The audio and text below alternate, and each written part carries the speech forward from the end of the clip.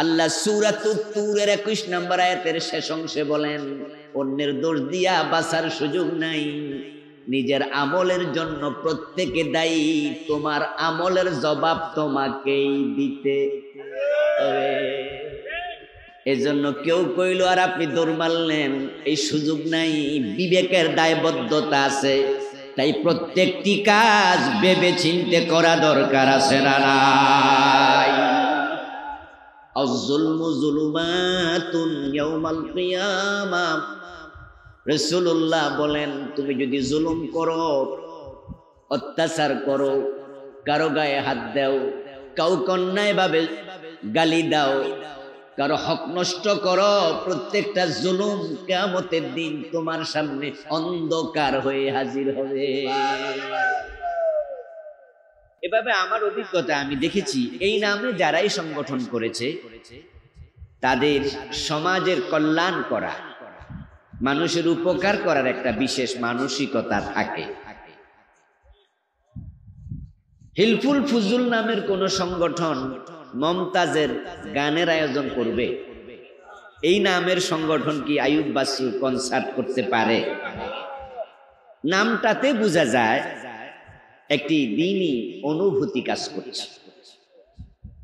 তা আপনাদের এই এলাকার হিলফুল ফুজুল সংগঠনের দায়িত্বশীলেরা, ইয়াং ম্যান, এই যুবক ভাইয়েরা, তারা যে কোরআনের মাহফিল করে, এতে কি আপনাদের ভালো লাগে না?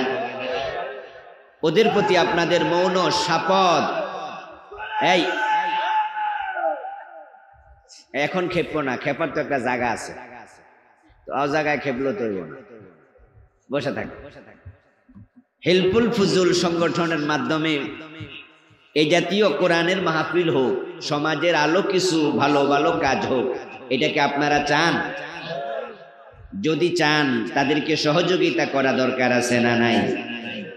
উৎসাহ দেবেন।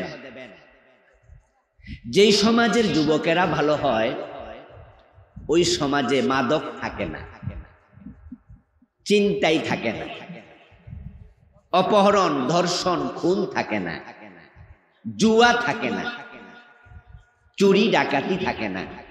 এর কারণ হলো, যে অপরাধগুলোর কথা আমি মাত্র বললাম, এগুলোর সাথে যারা জড়িত তার মাঝে 99% যুবক।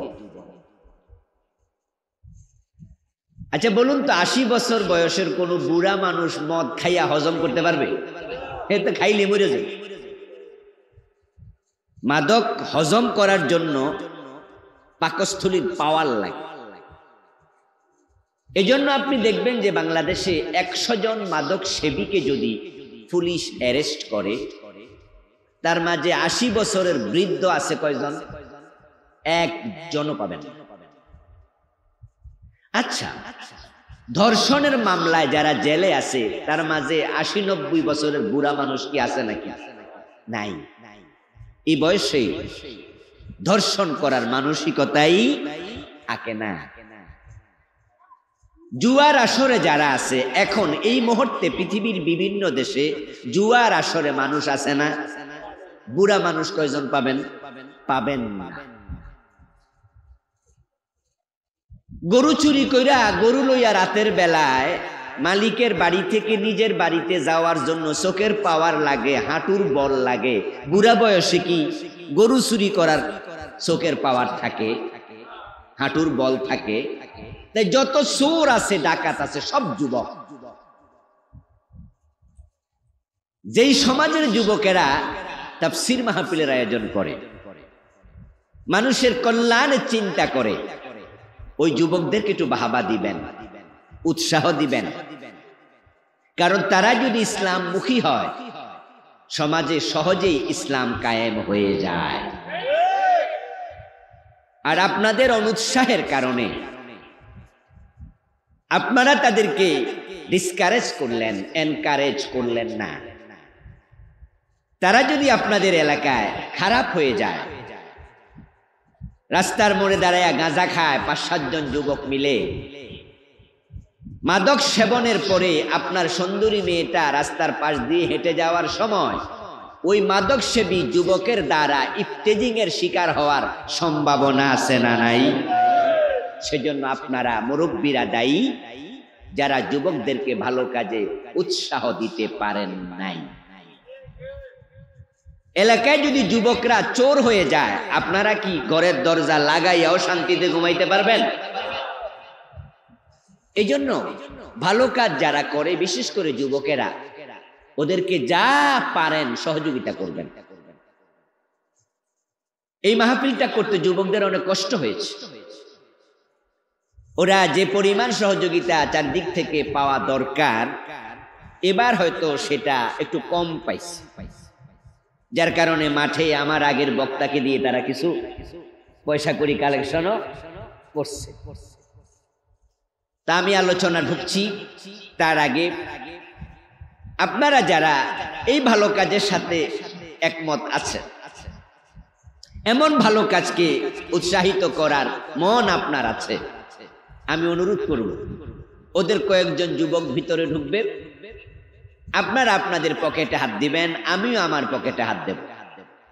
10, 20, 50, 100, 1000, 5000, আল্লাহ যাকে যতটুকু তৌফিক দিছে 5 টাকা হলো দিবেন। রাজি আছেন তো ইনশাআল্লাহ? তাহলে তারা ভালো কাজে উৎসাহিত হবে। কয়েকজন যুবক ঢুকে যান, মেহরবানি করে যে যা পারেন একটু সহযোগিতার হাত বাড়াইয়া দেন।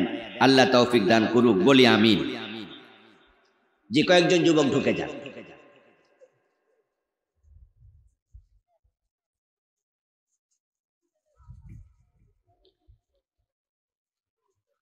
আল্লাহ তাআলার পবিত্র দরবারে লাখো কোটি শুকরিয়া জ্ঞাপন করছি, যে মহান মনিব অত্যন্ত মেহেরবানি করে কোরআনের আহ্বানে, কোরআনের এই ময়দানে আমাদের সকলকে প্রচন্ড গরমের ভিতরে হাজির হওয়ার তৌফিক দিলেন। কৃতজ্ঞতা তাকে জানাই যিনি আমাদেরকে দয়া করে সুস্থ রাখলেন, পবিত্র কোরআনের কথা বলার মতো, শোনার মতো কোরআনমুখী হৃদয় দিলেন। এই সব নিয়ামতের মালিককে। সেজন্য আমরা আলোচনা শুরুতে মন প্রাণ উজাড় করে অন্তরের সবটুকুন শ্রদ্ধা এবং ভালোবাসা দিয়ে আমাদের মনিব আল্লাহ তাআলাকে শুকরিয়া জানাই, কৃতজ্ঞতা জানাই। সবাই মিলে জোরে জোরে একবার কালিমাতুশ শুকর পড়ি, আলহামদুলিল্লাহ। দুরূদ ও সালাম বিশ্বনবী সাইয়্যিদুল মুরসালিন, ইমামুনা কুদওয়াতুনা হাবিবুনা উসওয়াতুনা সনদুনা তাবিবু কুলুবিনা মুহাম্মাদুর রাসূলুল্লাহ সাল্লাল্লাহু আলাইহি ওয়াসাল্লামের প্রতি, সাহাবায়ে কেরাম ও শুহাদায়ে জামের আলা ইল্লিয়িন আল্লাহ তাআলার কাছে কামনা করছি, বলুন আমিন। প্রিয় ভাইয়েরা, আমি আপনাদের সম্মুখে পবিত্র কোরআন মাজিদ থেকে সূরাতুত তুর এর 21 নম্বর আয়াতে কারিমা তেলাওয়াত করেছি। আল্লাহ তাআলা তৌফিক দান করলে এখান থেকে কিছু কথা বলবো ইনশাআল্লাহ। সূরাতুত তুরের 21 নম্বর আয়াতে কারিমাতে আল্লাহ তাআলা বলছেন, ওয়াল্লাযীনা আমানু, যারা ঈমান এনেছে, ওয়াত্তাবাআতহুম যুররিয়াতুহুম বিঈমান, এবং তাদের পরবর্তী প্রজন্ম, তাদের সন্তান, তাদের নাতিপুতি ঈমানের ব্যাপারে পূর্বপুরুষদের অনুসরণ করেছে। বাবা মুমিন, সন্তানও মুমিন, তার সন্তান নাতিও মুমিন। বাবা নামাজি, সন্তান নামাজি, তার নাতি নামাজি।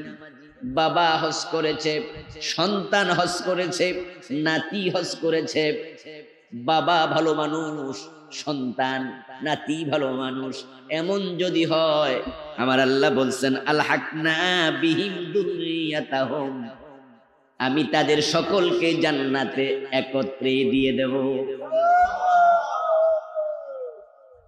যারা ঈমান আনলো এবং তাদের পরবর্তী প্রজন্ম ঈমানের ব্যাপারে পূর্বসূরীদের অনুসরণ করলো, জান্নাতে আমি সকলকে একসাথ করব।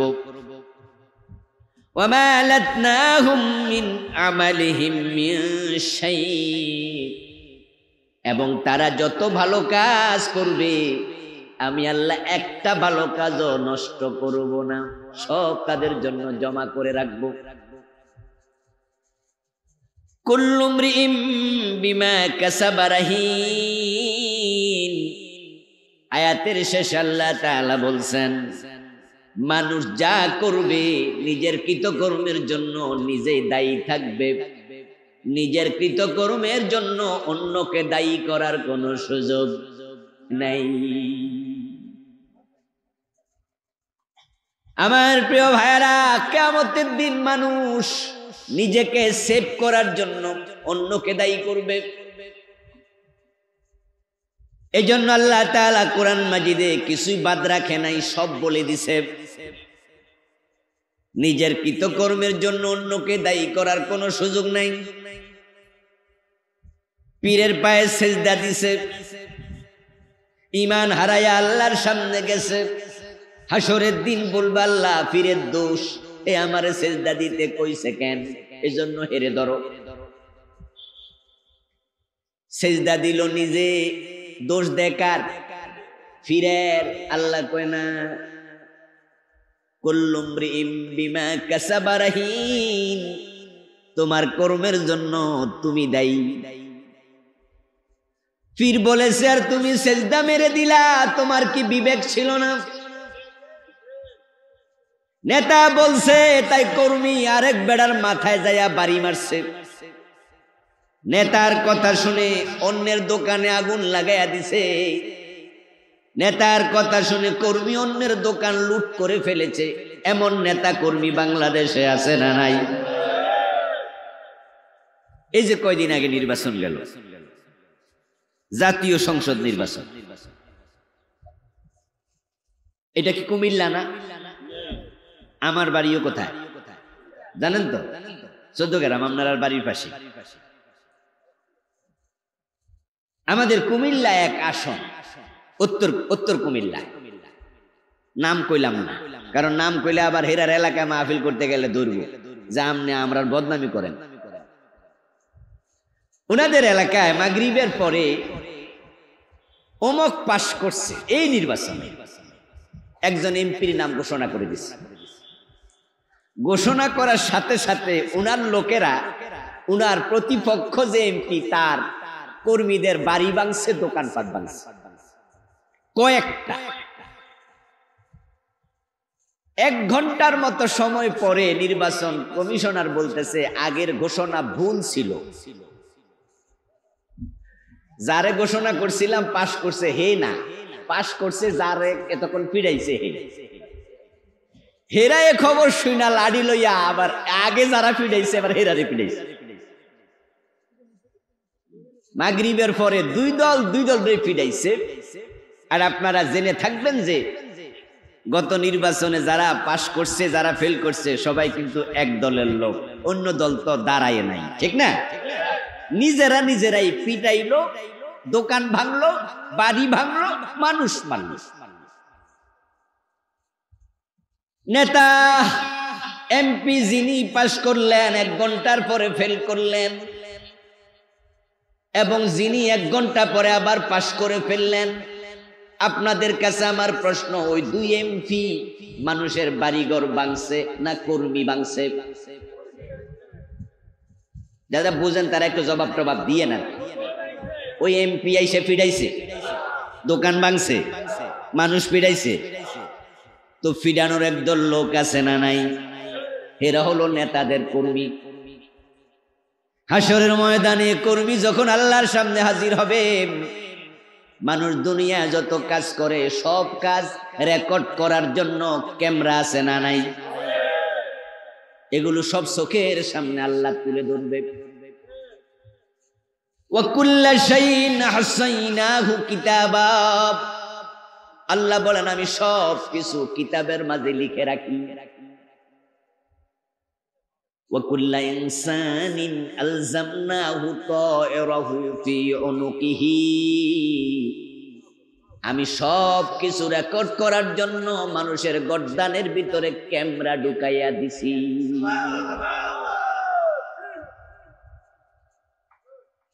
وَنُخْرِجُ لَهُ يَوْمَ الْقِيَامَةِ كِتَابًا يَلْقَاهُ مَنشُورًا। কিয়ামতের দিন তার গর্দান থেকে খোলা বইয়ের মতো ওই ক্যামেরাটা আমি বের করব, এটার মাঝে লেখা থাকবে তার সব কৃতকর্ম। আমি তখন বলবো ইকরা কিতাবাক, তোমার আমলনামা তুমি এবার পড়ো। এবার আপনারা বলুন তো, যে কর্মী পাবলিকের বাড়ি ভাঙছে এটা কি লেখা হয় নাই? আমলনামার মাঝে আছে না নাই? আল্লাহ বলবে এটা কেন করলি? তখন হে বলবো আল্লাহ নেতা কইছে আমার দোষ নাই, নেতারে ধরো। বন্ড ফিরের মুরিদ বলবে আমার দোষ নাই, আমারে সেজদা দিতে কইছে এই জন্য আমি দিছি, হেরে ধরো। কর্মী বলবে নেতা বলছে তাই নেতারে ধরো। আমার দোস্ত একজন আর একজনের দোষ দিয়া নিজে বাঁচতে চাইবে। আমার প্রিয় ভাইয়েরা, আমার আলোচ্য বিষয় আজকে শেষ অংশ নয় আয়াতের, আখিরাত নিয়ে আজকে কথা বলবো। তবে সেটা প্রথম অংশে নিয়ে, সেটা হলো যাদের সন্তান বাবাকে অনুসরণ করবে, দাদাকে অনুসরণ করবে ঈমানের ব্যাপারে, আমার আল্লাহ বলে তাদের পুরা বংশ পুরা পরিবারকে আমি একসাথে জান্নাত দেব। আমরা যারা আজকের মাহফিলে আছি, আল্লাহর জান্নাতে আমরা একা একা থাকতে চাই নাকি পরিবার নিয়ে থাকতে চাই? আমাদের স্ত্রী সন্তান আমাদের সাথে জান্নাতে থাকুক, এটা কে না চায়? কে না চায়? আমরা সবাই চাই। আমার প্রিয় ভাই, আপনার সন্তান জান্নাতে যাক, আপনার পরিবার জান্নাতে যাক, আপনি চান, এটা সব মানুষ চাইবে। কারণ আমরা আমাদের সন্তানদেরকে খুব ভালোবাসি। যাদের সন্তান নাই, যারা এখনো বিয়ে শাদী করে নাই, তারা বুঝবে না মা বাবা সন্তানকে কত ভালোবাসে। বাবার মতো মহসিন পৃথিবীতে কেউ নাই, মায়ের মতো দরদি পৃথিবীতে আর কেউ নাই। এই জন্য মা বাবা চায় তার সন্তান তাদের সাথেই আল্লাহর জান্নাতে যাক, ভালো হোক, ভালো থাকুক। কিন্তু বলুন তো, সব সন্তান কি জান্নাতি? জাহান্নামী আছে না নাই? জাহান্নামী মানুষের সংখ্যা জান্নাতের তুলনায় কম না বেশি? হিন্দু, বৌদ্ধ, ইহুদি, খ্রিস্টান ওদের কথা বাদ দেন, আমরা যারা মুসলিম রাসূলের উম্মত দাবি করি, আমাদের মাঝেই ৭৩ দল, প্রিয় নবী বলছেন হবে ৭৩ দল, তার মাঝে জান্নাতি হবে মাত্র ১ দল, জাহান্নামী হবে ৭২ দল। এতে বোঝা যায় মুসলমানদের ভিতরেও জাহান্নামীর সংখ্যা বেশি। এবার শুনুন, যেই সন্তান জাহান্নামী হবে ওই সন্তান কিন্তু একা জাহান্নামে যেতে চাইবে না। এজন্য যাদের সন্তান দুশ্চরিত্রের, জাহান্নামী চরিত্রের, তারা একটু সাবধান হইয়েন। কোরআন মাজিদে পাওয়া যায় জাহান্নামী সন্তান কিয়ামতের দিন মা বাবাকেও সাথে জাহান্নামে নেয়ার জন্য আল্লাহর কাছে দরখাস্ত করবে। সূরাতুত তাগাবুনে আল্লাহ বলেছেন, ইয়া আইয়ুহাল্লাযীনা আমানু ইন্না মিন আজওয়াজিকুম ওয়া আওলাদিকুম আদুওয়াল লাকুম ফাহযারুহুম। ও মুমিনেরা, তোমাদের কারো কারো স্ত্রী, কারো কারো সন্তান কিয়ামতের দিন তোমাদের সাথে দুশমনি করবে, তাদের ব্যাপারে তোমরা সাবধান হইও। কারণ যখনই বেনামাজি সন্তান জাহান্নামের জন্য আল্লাহ বলবে যা দুজকে যা, বেনামাজি সন্তান বলবে আল্লাহ আমার কথা আছে, আমাকে নামাজ শিখানোর দায়িত্ব আমার মা বাবার ছিল, কিন্তু তারা তো নামাজ শিখায় নাই, তো আমি জাহান্নামে একা কেন যাব?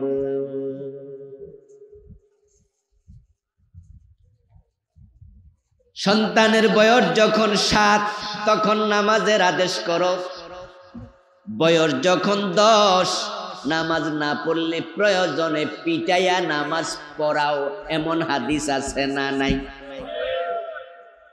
মুরু আওলাদাকুম বিসসালাতি ওয়া হুম আবনাউ 7 সিনিন ওয়াদরিবুহুম আলাইহা ওয়া হুম আবনাউ 10 সিনিন।